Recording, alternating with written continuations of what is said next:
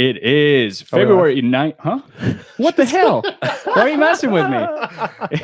It is February 19th, 2018, and this is Atlanta United FC Weekly, a Home Before Dark podcast. And we are live.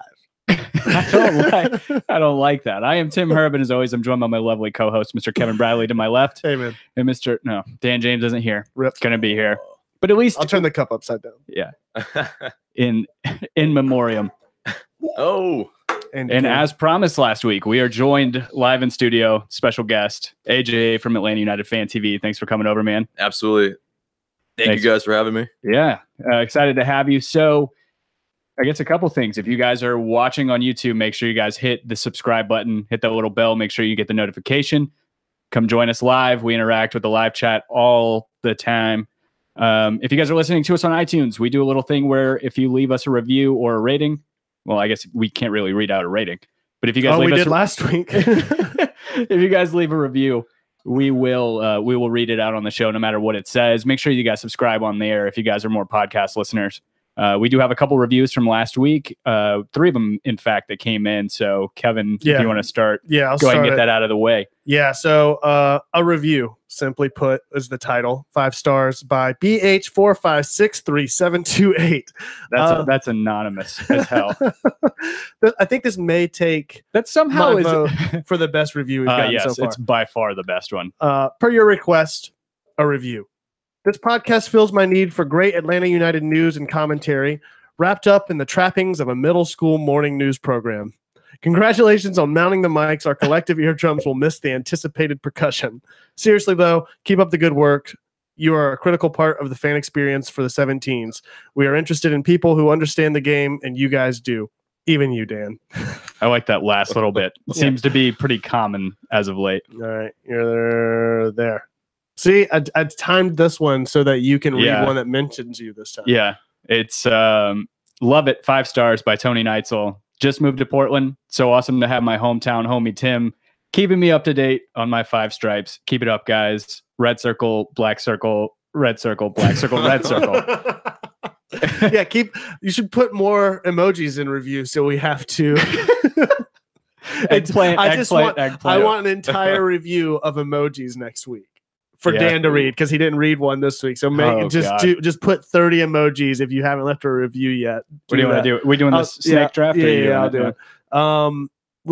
Good stuff. 5 stars by J Mad 2Ds 76. Listening to these guys ramble about Atlanta United soccer is like sitting around a fire pit with friends, sipping bourbon and talking soccer. 2 of my favorite things. Keep it up. Did you write that? I can neither confirm nor deny. I think those are 2 of Either your way, favorite I made a new too. best friend. So speaking of bourbon and drinking bourbon, we are lucky enough. Our buddy started off as a listener of the show. Now a friend of ours, Andy Watkins, was kind enough to have us some specially made etched tumblers. Yeah, now we all have matching glasses. We look so official. Yeah. Cheers, guys. Cheers, Yeah, man. cheers. I'm not going to cheers over the equipment. So Visual cheers. Yeah. Cheers. Yeah. It's our go. logo on one side, our names on the other. And we have one for the guest. Yeah. Yeah. So thanks, Andy, and thanks to everybody that listens to the show. I mean, that's been one of my favorite parts about doing this is all the people that we've met. I mean, you can surely attest to that. Like, yeah, absolutely. For sure. The community is great. We talk about it all the time. You know, the amount of people that listen or leave reviews is great, but just the handful of people that we talk to on a regular basis outside of the show has just blown my mind. So. Yeah, to that point, also the live chat is part of that discussion. It's going off. It's going off the rails. They're talking Chelsea. They're not even paying attention to us. They're talking about a Chelsea That's the game best tomorrow. kind of live chat because we don't have to entertain them. Yeah, they it's can true. entertain themselves. It's like it's like you have, especially whenever you live in a big city and you have relatives that come and they can entertain themselves. Yeah, you exactly. don't have to. Adhere to their every whim. That's tough, man. Mm-hmm. You have people that you have to cater to and entertain for a full weekend. That is a full-time job. It is. Especially if they're not the type that are just okay to sit and do nothing or watch a soccer game on TV and do nothing. It's the older ones, I think, too. That's definitely you get to cook for them or something, or it's just. Well, it's like they're at 2 extremes, in my opinion. Yeah. It's the older guests that come that you have to entertain, right. or the younger, still want to party, college age kind of guests. You got to show them around town. Yeah, and this is the hippest spot. It's like, I don't want to go do this shit. I barely do that on my own time. Yeah. So I don't even think I'm not a partier. So I don't even think I did that whenever I first came to Atlanta to go visit my brother, I think probably in like 08. I was fine to go putt up in Nice. like Duluth and then just go at the Pirates Cove or whatever. Probably. So Yeah. That was great. that and the Paragon driving range. Those are my go-to spots in that area. Anyway. All right, so let's get caught up in the live chat. Yeah, they are talking about themselves. If you're not aware of what this podcast is, we'll try to interact with everybody as the show goes on. Hit the YouTube subscribe button to interact and get notifications each and every week whenever we go live. Look out for more content from us. I guess that's a good point that came up this week. I think you got attached on that too on Twitter. If not, I'm mistaken. About Atlanta United 2. It's a good time to kind of talk about that. Do you have plans for Atlanta United 2? Yeah, a little bit. I mean, it's obviously a little cumbersome. I mostly run most of the channel, so covering a lot of stuff already. And between all the other videos we have, we'll try to cover it. Absolutely. I can't promise it's going to be in a video, but it probably would be in a podcast. So, right on. Very cool. Yeah. We're kind of hoping to do the same. I don't think that we're going to have the time or dedication to do a full hour-long second episode every week, but we'll definitely spend some time each and every week to kind of give highlights of the game or give some sort of report. I'd like to watch as many of the games as possible. Absolutely. So that'll be a part of it. To that point, we signed 3 new players this week, actually. I had Laurent used to do, man. Oh, he's so good. Where's he from? I think he's local to this area, at least at the moment. I know we had the one guy from the academy that came up. Was that him? Right. Yeah, that was Laurent. Okay. Yeah, and he was at the training session, and oh man, he like oohed and awed the entire crowd with this like dribble move and a pass to the wing. It was just I think he megged Miggy. Oh wow! Move. So it was just where everybody was like, "Who's this kid?" Wow. So. Yeah, and then Christensen, who's from Portland University, and then Trafty, and then what is it? Kendall Moulin? I think so. Yeah. First season out of San Antonio FC, 23-year-old defender. So, definitely looking forward to that. But perfect segue into our next comment. We didn't actually go to the training session last week. You went. How was it? Oh, it was fantastic. And it was actually my birthday as well. So it was one of those like kind of really special days on like multiple fronts. But and shout out to Jay Riddle for hooking a ticket up for me because they can hook up anything. Oh, for sure. If it's Atlanta United related, that's the guy to talk to. Exactly. Jay Riddle, I want an Oliver Shannon interview. Set it up. Right. Make it happen. I think the kids refer to that as a plug these days, right? Plug. Yeah. Different kind of plug. Never mind. Plug is a noun, not a verb. Yeah. We're still talking about emojis too with the. Great. What we're talking about? Okay, all right. Lots of eggplant. Lots of eggplant. But yeah, no. So like, dude, literally got the 3rd and 4th ticket to the event. Wow. So when he like sent that over, I was like, wait, what? Dude, when did you sign on? Seriously. I don't know how he does it. I don't know how he has a job. It's like every time he releases things, it's either through social media for Atlanta United or he's at a conference for work. He's never actually, I feel like he's never actually doing the work to go to the conferences for. Yeah. He'll have to explain that, I think. But yeah, in terms of the open training session, it was just a top class event from the team. They, just the pomp and circumstance. It's really like there's nothing else you can ask for in that respect because, Uncle Arthur came out, talked to the crowd. They put up a hype video. And the team kind of playing in front of us, like just in such close proximity. I think, it was just very special. And I got to meet a bunch of the fans that I've never interacted with actually through my channel, and it was very awesome. It was a very surreal moment. Like I had friends that knew me before the channel, and they were like, "Wait, what? Like, who are these people? Like, why Like, why are they coming up to you? That's been the other thing that's happened over the past year and a half is people that I work with and people that I interact with outside of the show or outside of Atlanta United. They know I go to games and stuff, and then they find out that we've got a show, or people come up and talk to us at games or whatever. It's like, yeah, this is a whole other thing of part of my life. Exactly, and it's very cool. It's I mean, I don't think like any of us by any means are famous. It's just that it's a in this space, people I think appreciate it. So I mean, we appreciate them. Absolutely. Yeah, I mean, without them, I feel like we're pretty much nothing, right? I mean, absolutely. Without them, I mean, we'd still do this, but that makes it a lot easier to justify whenever people are actually doing what this live chat's doing. We did it for 4 years and talked a bunch of nonsense and did it regardless of what people did or listened to, how many downloads we get, all that stuff. The open training thing, I was a little disappointed to miss it. But it seems like something that bigger there was a long line to get in. Yeah, for sure. Yeah, over 2,000 people. More than an Orlando City game. Right. And they only had 10 shuttles initially. And so that's like a bunch of people really showed up at, I think, was it 3:30? And the event started at 5. And this was on a weekday. Like, that's insane. Like, this fandom is just bananas here. Yeah, and it never ceases to amaze me. It really, because what you figure probably 50 something people per shuttle. Yeah, so it's going to take you 5 trips of maximum shuttles to get. That's crazy. That's awesome though. I mean, it really does speak volumes about what this team is to the city. Exactly. Yeah, and like I was going to say, like the only time I ever think about big open training events are like usually whenever there's some sort of big transfer in Europe or something where they bring the people out or bring the guy out for fans to take a look at. I forgot to mention, it was a Barco announcement officially at that. Right. That was his first presser, right? Yeah. But they didn't really announce that before that either. So, I mean, not that anybody actually knew. Right. Well, it's the same thing with the King Peach kit. Like everybody knew about it, but that was the official reveal. So what are your thoughts on it? Yeah. And I wasn't exactly sold when I first saw the leaks. When more details came out, it was a little easier to swallow. Like, okay, this is going to be our kit. The little light gray is nice. But in terms of like on a whole, I'm for it because it looks very clean.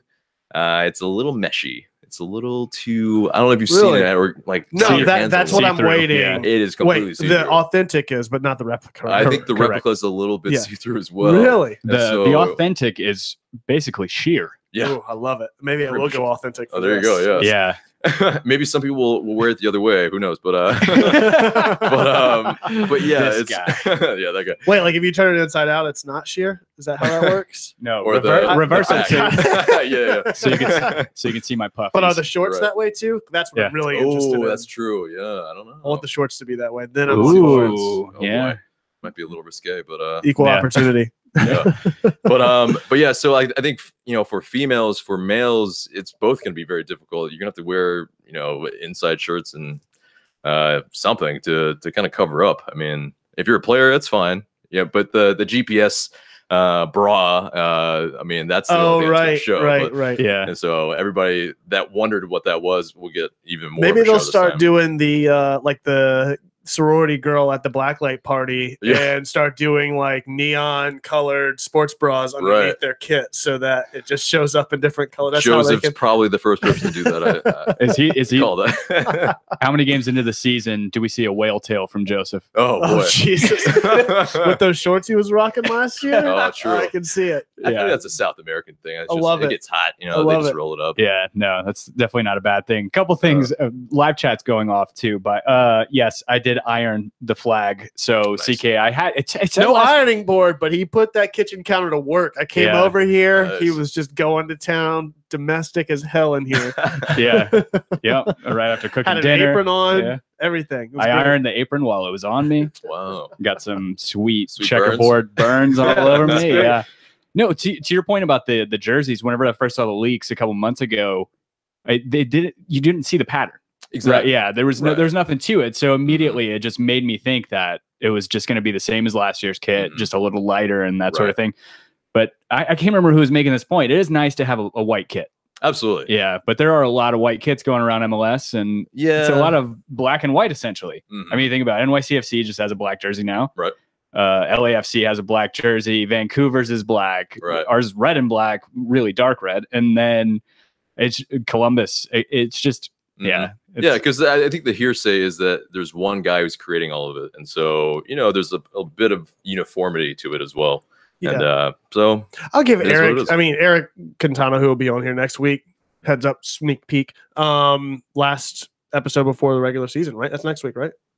Yeah. He's joining us in studio on Monday. So. He had a comment on Miles of the South last week about how, and really poignantly put, that if we're not going to have that sort of one-off third kit that they have in EPL, if MLS is just going to do 2 kits, why not make it the secondary kit as like the crazy one-off color? And I really like the King. I think if you're going to do a crazy color, I like that it's at least the secondary color on the kit. It's not like it's an orange kit with white on it. Like, I think that would be much more difficult for me to.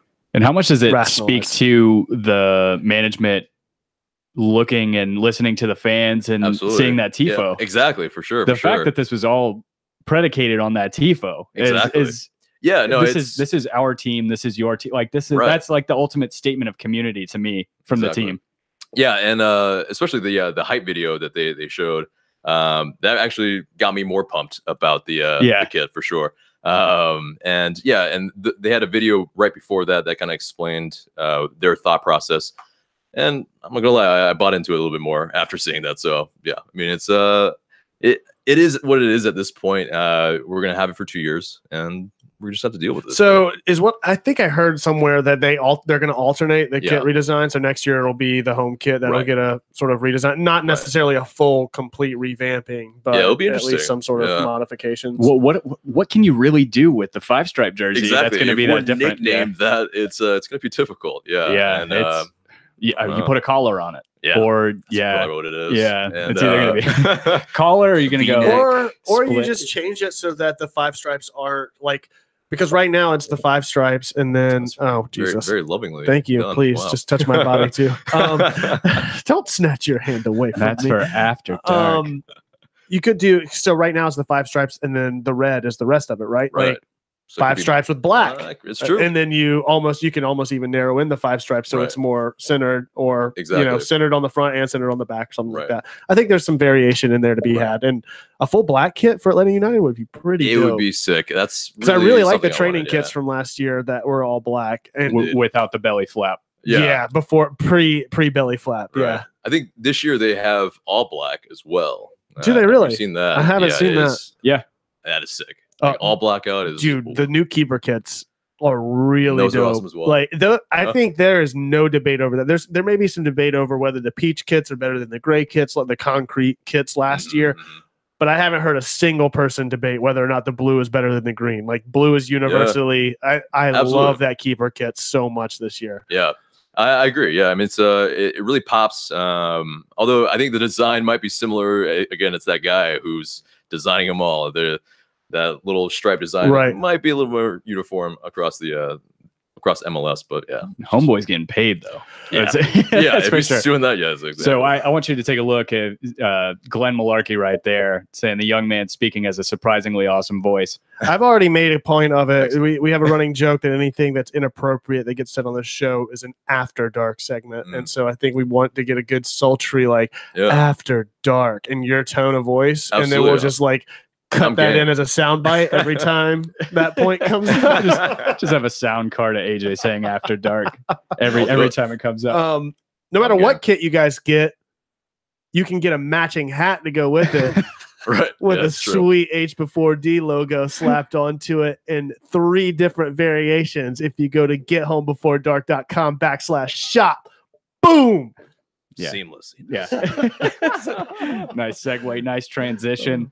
Andy Watkins joining us in the chat. Andy, we are enjoying our drinks. Mine is a Dasani sparkling berry drink. It's just spicy water. I was at the bottom of my Luxardo cherry jar.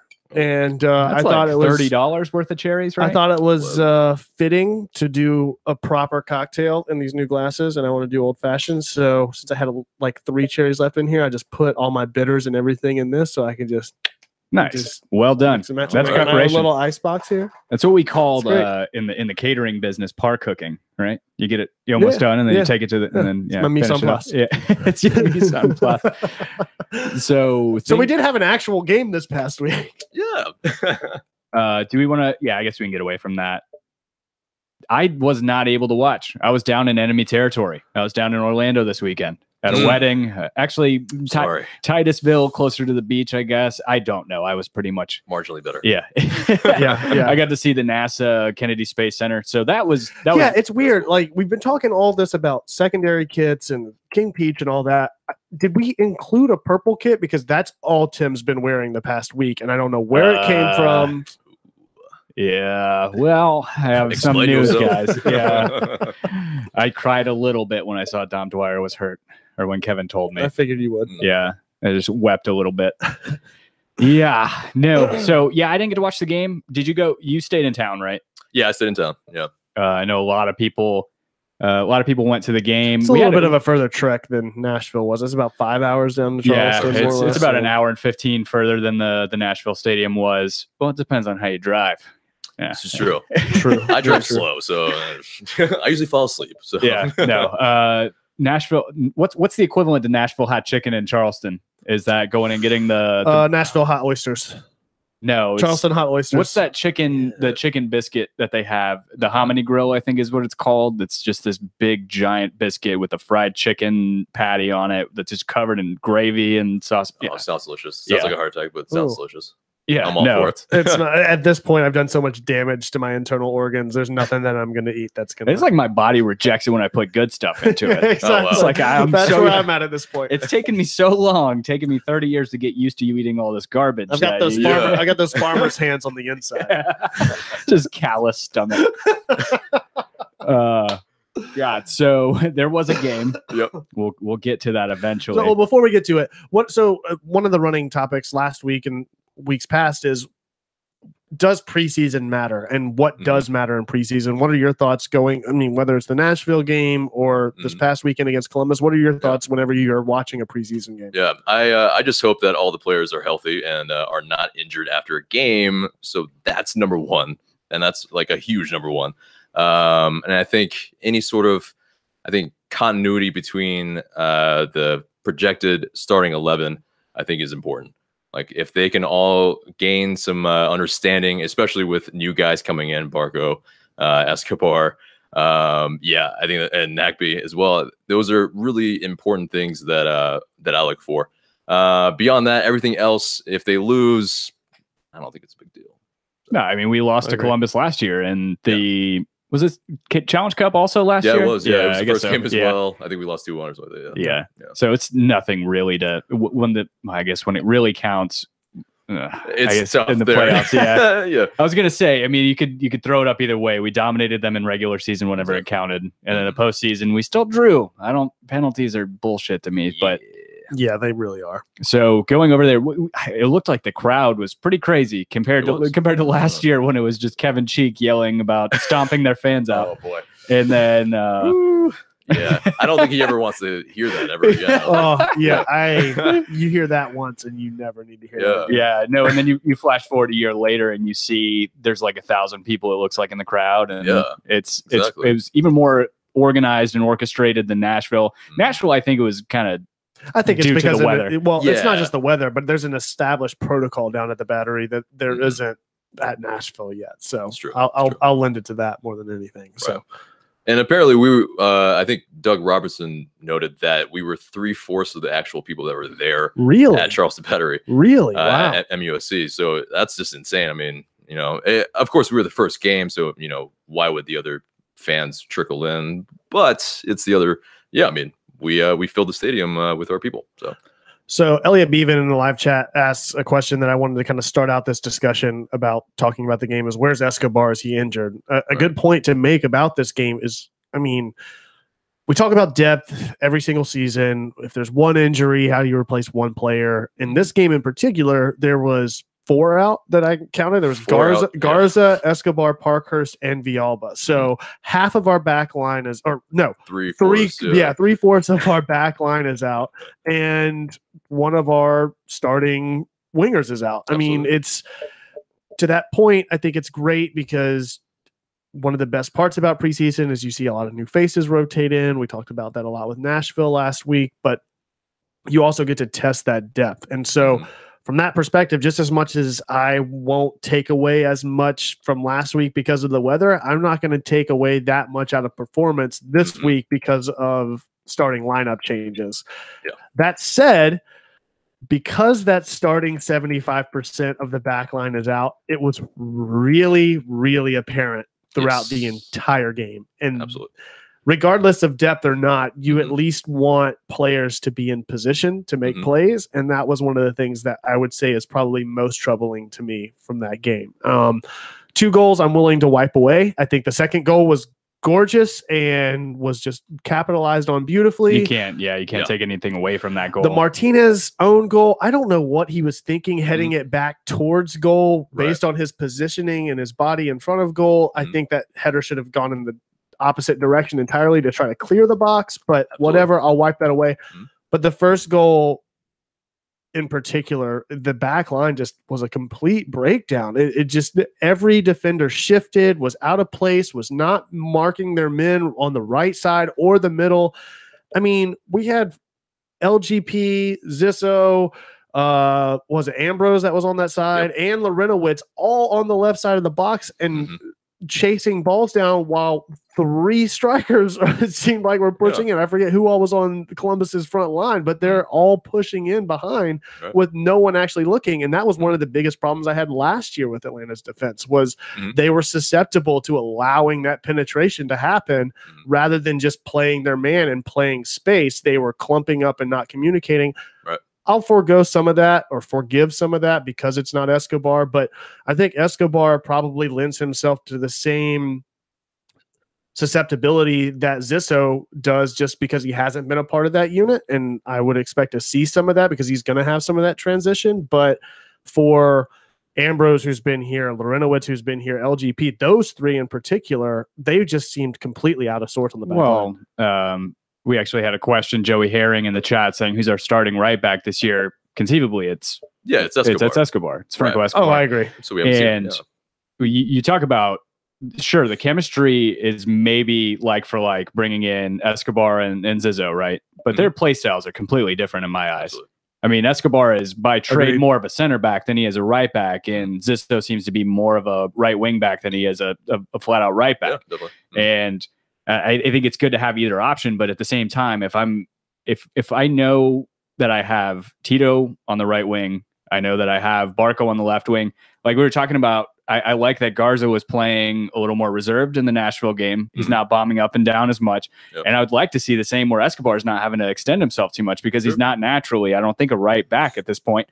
I think he's played more right back at Newell's Old Boys in his career than actual center back. But and so I think he's definitely more, I think, comfortable. That's my bad then, yeah. No, it's all good. But yeah, I mean, but he's a type of player that I think is a little bit more comfortable on the ball and tracks back more than Zissou, at least in terms of reputation.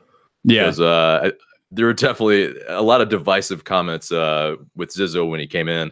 There were the people that Red Bulls fans, they were like, yeah, have him. Yeah, good luck. Have fun. Yeah, exactly. It was the same exact sentiment that we had during the super draft whenever Tyrone Mears is picked up by Minnesota. Minnesota, yeah. Like, all right, have at it. Good luck. Well, because of that, I mean, that was what ultimately led to some of the breakdown in our offense because so much of our offense is built up from the back line on the left and right side with Garza pushing forward or Escobar, Zissou, whoever pushing forward. Right. That was completely obsolete in the game Saturday against Columbus. Like Ambrose wasn't really making any plays moving forward. Zissou didn't seem to be making any plays moving forward. And whereas last week, I thought Zissou, he had an okay game, but he wasn't really stellar. I think a lot of that was made up for by the fact that Garza was moving the ball forward, and we had a lot of scoring opportunities generated by that. This week, I think it was much more apparent because that wasn't happening from either side, and so both players were under the microscope. And I think arguably the three players that were most criticized from that game were Zissou, Ambrose, and Gressel. Well, I know somebody was, I think Jay Riddle was complimenting Mikey Ambrose's ability to play in a back three last week against Nashville, but that was in Nashville on a sloppy field and up by 3 goals. Mikey Ambrose to me is nothing more than just he's a wing back. That's all he is to me. I think McCann should have, if you're in that position, and especially, hindsight's 2020.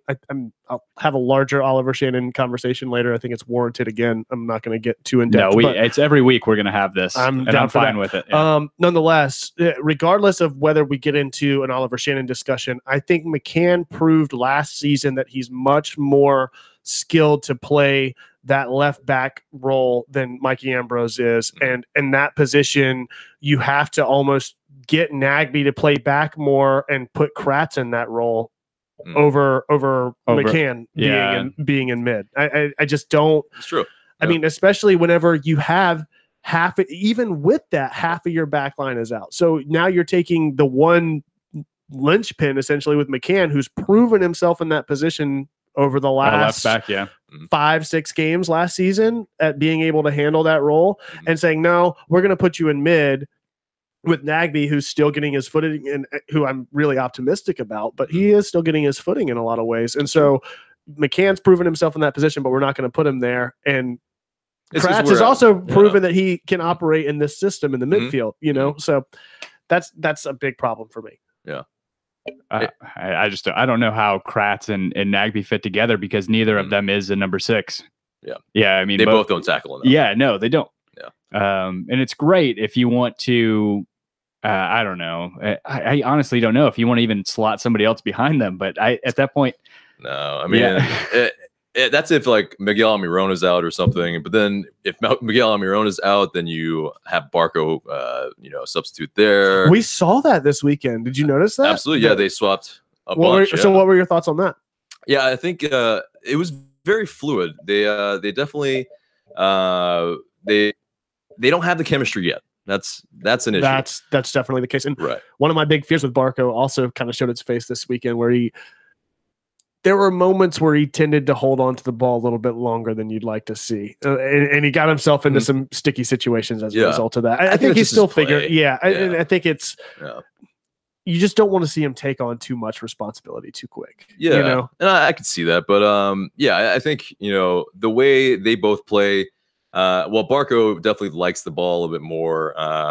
And Nagbe definitely loves the ball as well. Yeah. So, it's going to free up the rest of Miguel Almirón and Tito when he's in, Josef, to make runs. And so it's going to allow, what it was last year to be different this year. I think it's just going to suss itself out. But we have to really put that caveat. It's the second preseason game. I totally agree. So, yeah, 100%.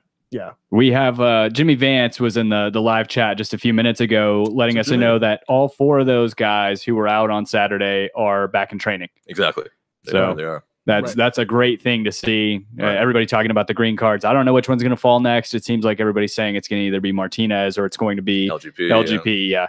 And both make sense. Both have been with the team for at least a year, and they seemingly they might stay a little while. I think definitely LGP. Yeah, I don't think LGP is going anywhere. Yeah. So, I mean, speaking of LGP, I think for a very ugly game, again, I have this huge problem with players that get man of the match just because they happen to score a goal or the goal in the game, even if they had I'm not saying Almirón was necessarily bad Saturday. I just thought LGP had a much better game than Almirón. If I'm going to give man of the match, I can't count how many times with him being the one of the 4 on the back line, he was actually in position and trying to cover for everybody that wasn't there and coming up with huge tackles to make sure that wasn't a 6-1 game, which it could have easily been if he doesn't land those tackles. Some of them get a little close because that's his play style, and he kind of toes the line about what's overly aggressive versus not. But that said, being thrust into that position like he was, he gets man of the match for me easily. I agree. Yeah. I mean, I think Miguel Almirón was definitely pushing the game along. He was being industrious. He was trying to create things.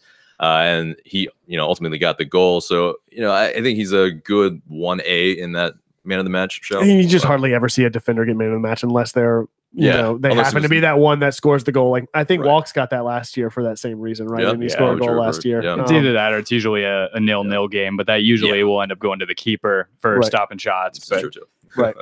Anything else to take away? You want to catch up on a live chat real quick? I don't know that I really can at this point.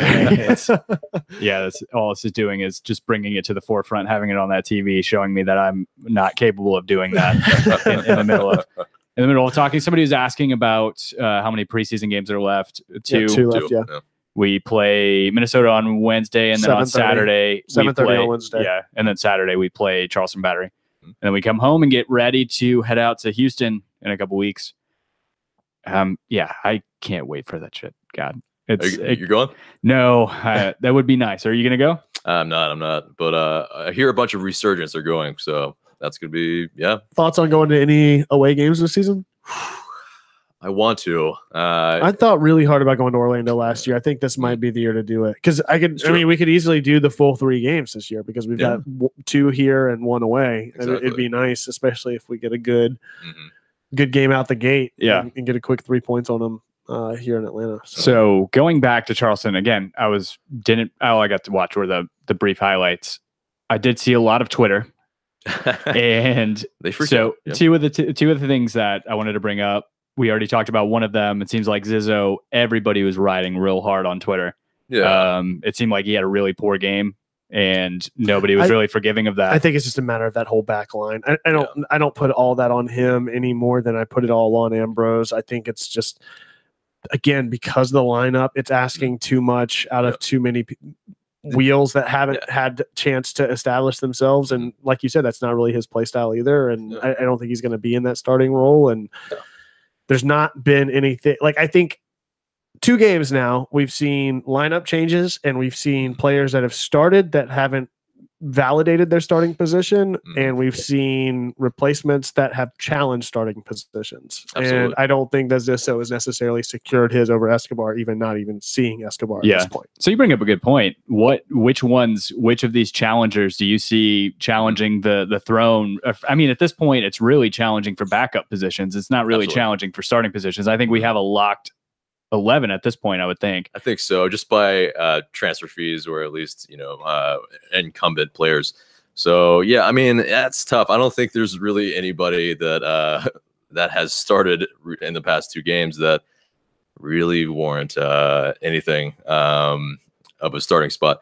But and I'll put it this way, to elaborate more on Tim's specific, because I don't think anybody out of our core 11 has necessarily been challenged. I mean, maybe Zizzo, just because we know Escobar is in waiting. Right.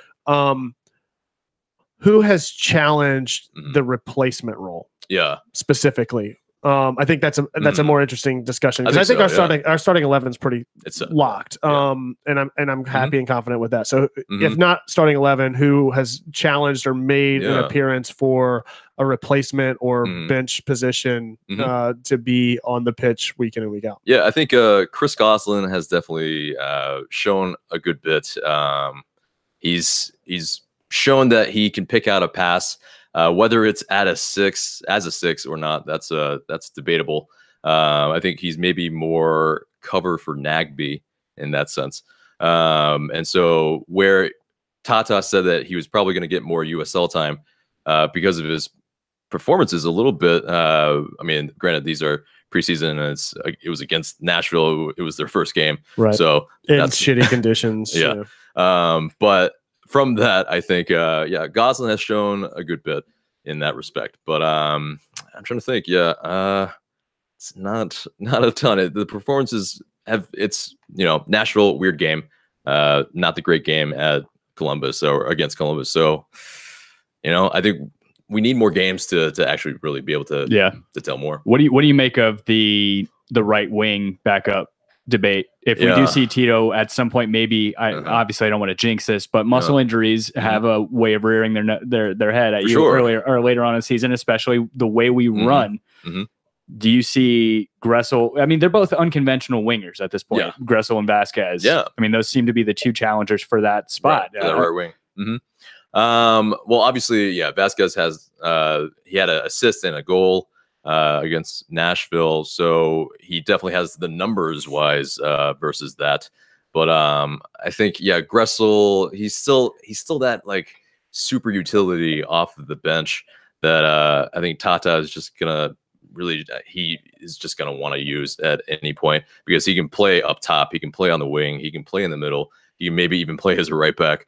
It's just very versatile that he cannot resist, I think. And Vasquez, he'll see the opportunities, I think. Between him and Romario up top, I mean, you saw that Romario is probably more of the guy who's going to be the understudy for Josef. So I mean, why not have all three of those guys as offensive options coming off the bench? That makes it for a really, really strong bench. Right. Exactly. I mean, Vasquez is a utility guy too. He's a guy. I don't know what you define utility guy as. I mean, Gressel obviously has more tools than Vasquez does, and more positions on the field. But Vasquez can play at least two positions, whether that's forward or on the right. Yeah, exactly. So, I think, I'm right there with you on Gosselin. I think the he's a stud. I don't think there's any two ways about it. And he's beefed up since last year as well. So. Yeah, he's got tree trunks for legs now. He's the kid's future's bright. It is. I wonder how long we have him for. I think if anybody goes before that, I think it's Carlton before Gosselin. But I mean, again, if he plays lights out and really starts the challenge for first team, he could really have a shot. So about Barco, that was the other thing that I was going to say from Twitter. Rob Usry saying that something along the lines of, if Carlton's better than Barco. Or if Barco's better than Carlton, is that what he said? If Barco's better than Carlton, then something along the lines of his writing being on par with a Pulitzer Prize winner or something like that. Yeah, right. Yeah. So I don't have the quote in front of me, but he's essentially saying right now, I think the sentiment really is it's too early to tell. Yeah. But I think his over the top sentiment was that he looks overrated at this point. How bad was it Saturday? Because I didn't watch. Yeah, no, I don't think it was that bad. I mean, I think he's building chemistry with the front line.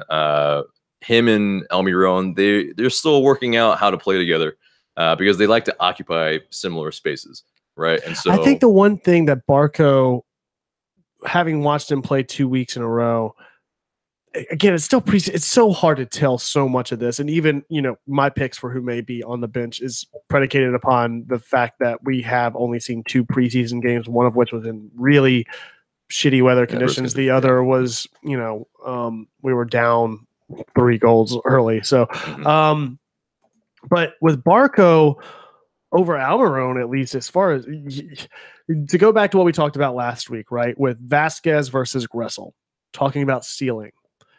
Let's talk about Barco versus Almirón as far as ceiling, because Barco being 5 years younger, 6 years younger. Is it 18 to 23? 23, right? So 5. Oh, Almirón just had a birthday. Is he 23 or 24 now?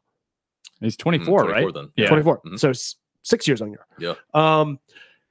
At 24 years old, even with the goal that Almirón scores, he awkwardly shifts the ball back to his left foot to make. I mean, he scores the goal. He does it. The one thing I will give Barco over Almirón, they both are extremely comfortable with the ball at their feet. I think Almirón maybe has a little bit more vision and awareness, and that's where I hope that he lends himself as sort of a mentor role to Barco over the next season.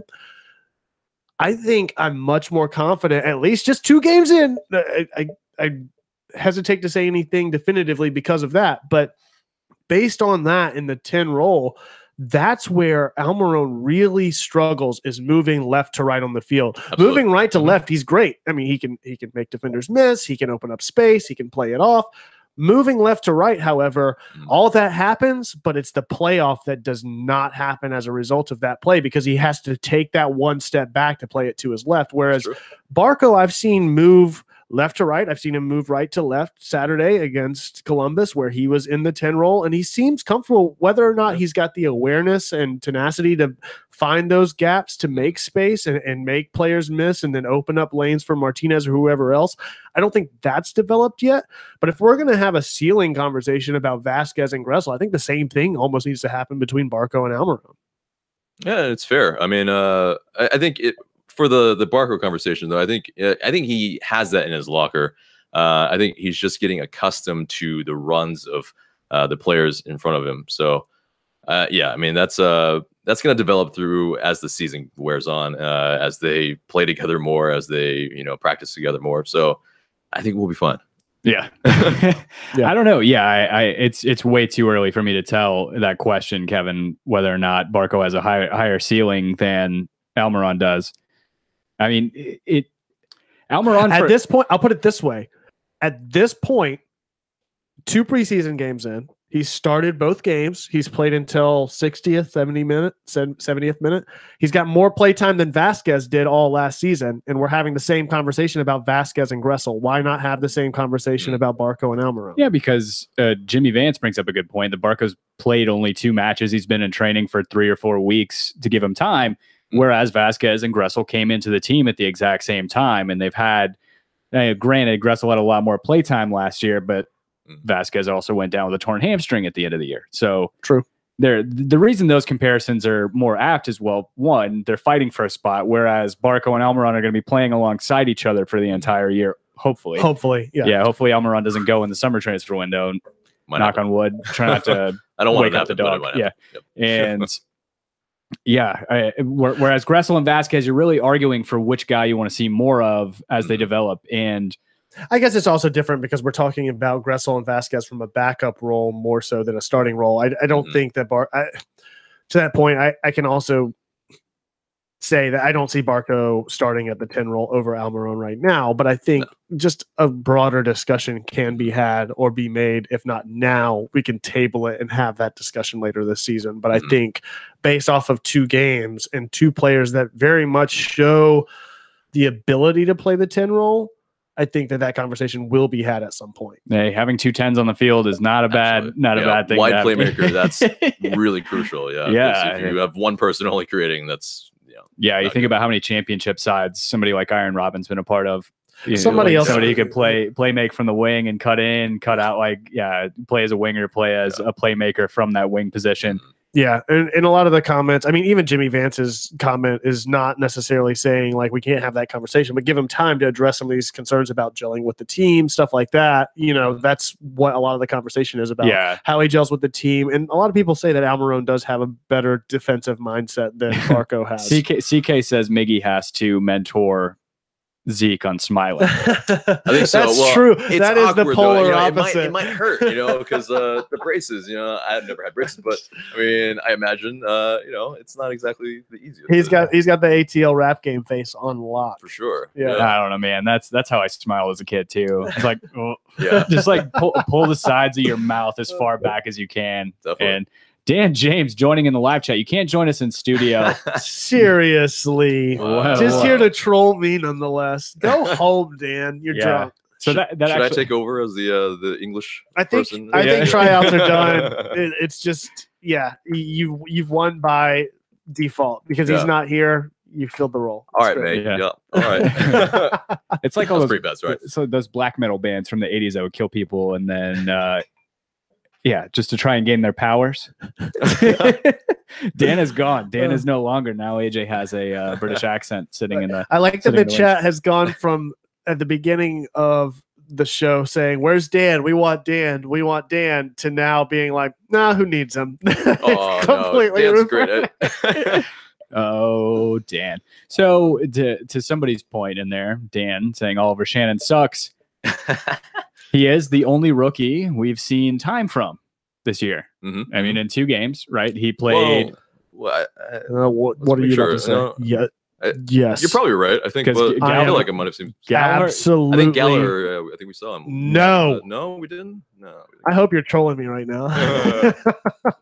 No, so Gallagher was one of, I think, 3 guys who dressed out in Nashville that didn't see the field. Gordon Wild still has not even dressed out, I don't think. He's with Charleston Battery now, I think. Oh, is he? He's on loan? Okay. I think that kid has a bright future. I really like his work on the ball. But Oliver Shannon, a guy who conceivably fits a role on this MLS team. He's 20 years old, comes from, albeit a rival academy team? No. Clemson? Yeah. Oh, football. Not this football. No, but he's essentially he's a replacement for what Lorenowitz is now. I mean, I think you mean Atlanta United 3, by the way. Now that we've got 2 academy players now signed this year to Clemson. Yeah, that's true. I think it's our feeder team. So then again, any of those other 10 colleges are one signee away from being exactly. Yeah. You shut your mouth. He wants this to happen. Make it happen. I think the biggest signee that happened went to UCLA. That's Justin Garza's. Yes, so we'll see how that goes. Mm-hmm. But Oliver Shannon, again, it's hard to tell in Nashville. How did he look on Saturday? Yeah, it's a little harder to tell. I mean, obviously it's against MLS opposition, so he didn't get to show out as much. He did have a nice pass into Josef for the pass. Yeah. So the pre-assist, as MLS would count. And so, yeah, I mean, it wasn't like the cleanest ball to Josef. It was a little like, it bounced on its way there. Oh my God, semantics. Yeah. But yeah, I think he's showing that he can fill a role, because that's a deficit in our team. Like, we need more in his position, and he just so happens to be able to fill it. So I think, yeah, he's shown well. You need to show him a little bit more, but he's got promise. Have comments before I? No, I was gonna say. I mean, it's honestly right now, if we don't sign somebody, it's between him and Gosselin to, I guess, essentially back up Lorenowitz, right? Yeah, and it would be Shannon. Yeah, I mean, yeah, I would think so. Not as much. Yeah, a 20-year-old who played college ball against more grown opposition, I guess, and a guy who actually looks polished. He's bigger, and he looks like for like to me like Lorenowitz. And yeah, I think if we don't go out and sign somebody right now, then I think he's that guy until the summer. I don't think he goes over to Gwinnett. For me, what Shannon's done in 2 games, a lot of what I say is in jest, just because of Clemson ties, yada, yada, yada. It doesn't hurt that I've been on the hype train since we signed him, and he's done really well in 2 games, and he's doubled his play time after those 2 games. One of the things that I've seen from him in particular is where we have the Barco discussion about, is he gelling with the team? How is he going to play moving the ball up? We have the conversation about McCann on left back or Zissou on right back, and how they interact with Gressel or Villalba or whoever. Shannon, in that exact same position, or not position literal in the literal sense, but in the same perspective of not having the time or play time to gel with the team, in 2 games has made his impact known, essentially. I mean, he's taken up space. He's found a way to gel with this team through his play rather than through just interacting on a verbal level. And so from that perspective, it makes the rest of it a lot easier, because the first part of that CDM role is knowing how to play space. And then the second part is, whenever you've got Parkhurst and LGP backing you up, knowing when and what to do as far as that shift takes place, whether they're pushing up and he's pulling back and playing that sweeper role, or vice versa. So I've seen that take place really early on, which I like seeing. The caveat to both last week and this week, and the one downside I see to Shannon, is that in both games, he was in a no-lose scenario out the gate, essentially, where last week we were up by 2 goals. He comes in, he plays with a lot more freedom and mobility on the field. This week, it's the opposite. You don't see him timid by any means. He's not coming in just standing still, not wanting to fuck up, to the point I made last week. However, you see him in a different play style, which is also respectable, because he doesn't want to overstretch and then concede a fourth goal at that point. But at the same time, in both games, it's a 2-score swing. I guess whenever he comes in this game, it's a 3-score swing. But nonetheless, in 2 weeks that he's played, it's a multiple goal swing. So that is going to either limit or surpass your ability to exceed expectations in a lot of ways, because you're going to have the mobility to move, or you're going to be tied down a little bit more. That said, to Tim's point, I think that of the rookies I've seen, the two that stand out to me the most that I would like to see more playtime out of, one which we have heard time and time again, and I think he's not a rookie. You're Carlton. Right. Yeah, exactly. I guess he's not really a rookie. Played last year. Yeah, you're right. You're right. But to that point, I mean, youngins. Youngins. I think that's a better term. Yeah. This week in particular, I think of the two, Carlton really, really stood out to me, and just in a more limited play time than Shannon got this week. Shannon, I thought was great. I think that I want to see more of him, and I'm really hoping by next Saturday we see him in that starting role. I think we're gonna. Maybe not if these players are getting healthy and he is having to play a true backup to Larentowicz. But if that's the case and we have to make the call right now of him or Gosselin, my vote's Shannon. I mean, just based off of those two scenarios, and Shannon has a leg up because Gosselin didn't play this past weekend in that role, and Shannon just happened to do so. And I think that maybe that indicates some of where Tata's mindset may be on that, and that he did get the start over him. And I think some of that comes through in what Shannon said in that interview this past week with Ryan. What's his last name? Catanese. Yeah. He just seems to be a really humble guy that is going to capitalize on his opportunities, not just during a 90-minute start in an MLS game, but also in training. And it starts there. And so I think that's what a lot of these younger guys bring. I think Gosselin is going to see more time at USL because, starting minutes is more important for his growth. His ceiling is a bit higher than Shannon, I think. So yeah, 100%. Then I can agree with that. Right. And so Shannon kind of on the bench. Oh, really? Yeah. But so Shannon, being on the bench. But in MLS, again, it's the same easier. point about what we had the conversation about Gressel versus Vasquez last week. Like, ceiling is all based off of potential, right? Yeah. You don't grant a starting position or even a backup position based off of what could be. It's what it is right now. And I think that right now, what I've seen out of both of those guys is that Shannon seems to be the more mature player to fill in that role immediately. And if Gosselin happens to be peaking in Atlanta United 2 or wherever he's playing that week in and week out, sure, bring him in. But based off of the minimal amount of time we've let seen, the man speak. Don't just butt in and jump all over him. He was in the middle. Oh my God. He was in the middle of saying something. It's all good. It's all good.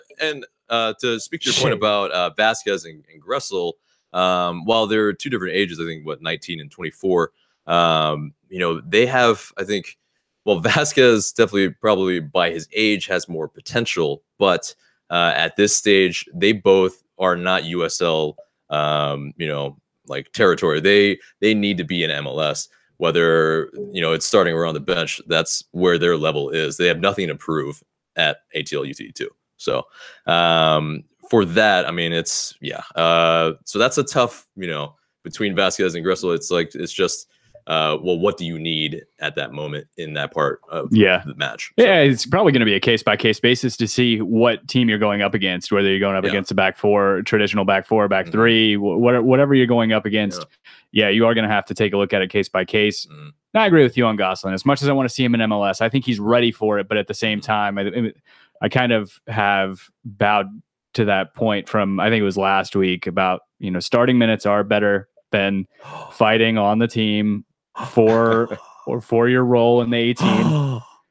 I think if he's still on the team next year, which I hope so, but then Gosselin, should be fighting for first team minutes. Hopefully, if that's his trajectory. But if this right now, he needs USL minutes. He needs as many minutes as possible. A completely separate note. I mean, how fortunate are we that it took having 4 starters out, 75% of our back line, to be having a conversation about not just who is jockeying for a starting position, but who's jockeying for a real possibility of being a replacement threat, and we have multiple players jockeying for that.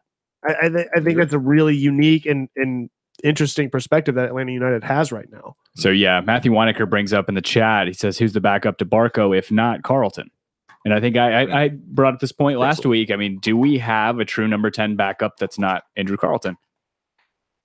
Because if you think about the substitutes, you kind of have to move and reposition people if you're going to take Barco or take well, a little bit, but I mean, he hasn't shown as much in that role. Yeah, I don't see Kratz in that role. But Tata does, and that's true. That's true. It's what really matters. Yeah, I'll concede that I see Kratz over Gressel necessarily. Like Gressel, we had that one game. It was like, oh yeah, dude, let's put Gressel in the 10. But yeah, that hasn't I don't know if that's a consistent enough. I think he's more of like a kind of a like second striker type of 10 versus a like playmaker. That's a good point. Type of guy. But so I think Kratz, I mean, he's great for a free kick. I think beyond that, we're maybe expecting too much of him. So I mean, I rate him as a player. It's just, at this part in his career as well, he's 30 going, I think he's 31 already. I mean, he's not going to see a ton of minutes.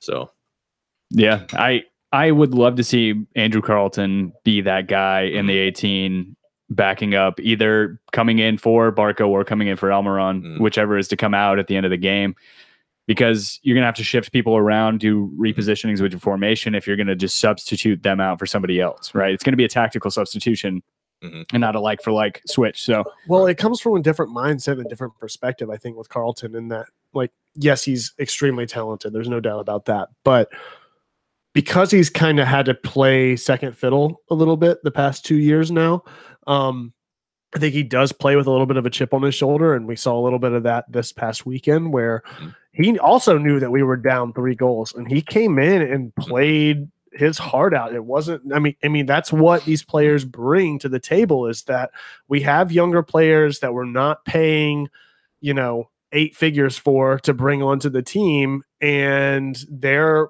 getting play time and capitalizing on it rather than taking it for granted in some way. And I'm not saying that Barco is, I'm just saying that Carlton, I think this past weekend specifically, came in and was a true game changer in the truest sense of the word. I mean, he was a super sub this past weekend. And even though he didn't score the goal, he wasn't on the screen whenever the goal was scored, he was definitely making opportunities, making runs, and letting his presence be known on the field. And that's what I want to see out of somebody that's going to be challenging for any sort of role, whether it's starting or backup. And I definitely think that of the players we have, he's the Almirón backup that we have right now.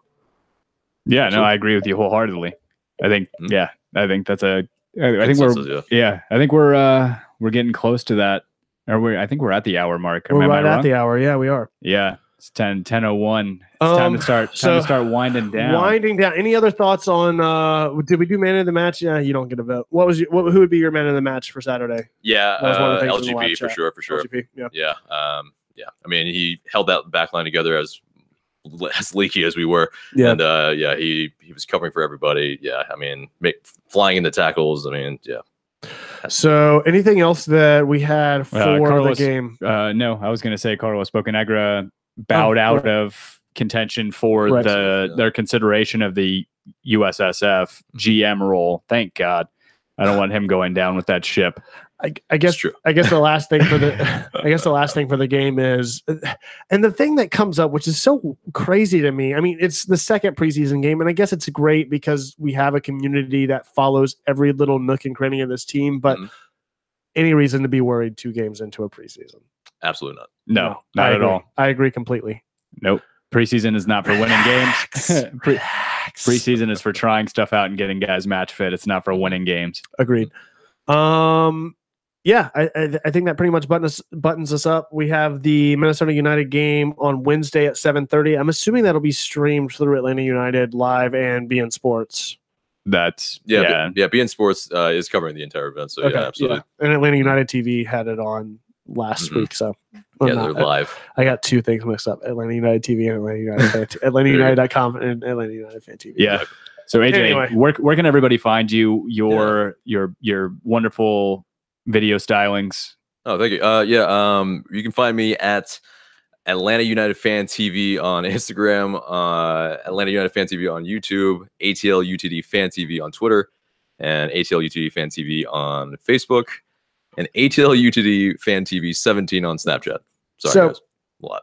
All right. So tell us more about Atlanta United Fan TV. I mean, obviously you put out videos after every game. How have you been structuring those? I mean, is it just first come, first serve? Are you reaching out to specific people? How are you handling that? It's a little bit of all that. I think people will reach out, and also after the match, if there's people around and they want to jump on as well, they jump on. So the DMs are open. They often hit us up there as well. But I mean, essentially what the channel is about, it's a digital channel that's a voice and a platform for our fans to get on and really make their voice heard. And I mean, we make our podcast weekly. We have fan cams after each match. We have vlogs when we go away games or to games at the Benz. We have some top 5 videos and stuff as well. So just come check it out, and thank you guys very much. Thank you for coming over. Absolutely. Yeah, seriously, I'm sorry that our stream and video quality is so subpar. No. But hopefully the bourbon made up for it. This is awesome, guys. The carrot at the end of the stick for people to come over is the fact that they can swear. I think that's definitely it. That's definitely it. I didn't hear any. No. You're so kind and gentle, AJ. I try to be a gentleman. Clearly haven't hung out with us long enough. It'll come out. It'll definitely come out. So, yeah. Little note, Kevin had mentioned the hats earlier. Yeah. Yep. Everybody who's ordered one so far, they're all in the mail and or have been delivered. So I think we're going to have a good amount that are going to be delivered this week. Just make sure you guys watch your postage tracking and all that stuff. And if you guys are looking for these hats, they're in all shapes and sizes. Dad Colors. hat, flat bill, and flex fits with all 3 logo variations. The plastic one seems to be very popular. And all different colors and all that good stuff. What is it made of plastic? Ooh, that's a good question. The snap is. That's true. True to form. You get real meta. Get a plastic hat with the plastic snapback. Well, we have to get a trucker hat. They have the classic the classic plastic trucker hat. Classic plastic. Ooh, that's a tough one. A couple more tricks. I would not be able to do that. I'm sober as a bird and I couldn't do that again. The link, gethomebefore.com/shop. Go find it, take PayPal, credit card, whatever. And take pictures. I mean, we've had multiple hat orders come in over the past week. Thank you guys. We're still holding Bagger Vanski's pictures. Ransom, I think we're close. Bagger Vansky. It's like Josh's pictures hostage. We'll just post them at a certain point if we don't get enough, but screw it. We're getting close though, I think. Over halfway. To what? Hat orders. To releases Josh's picks. Oh yeah. What's going on?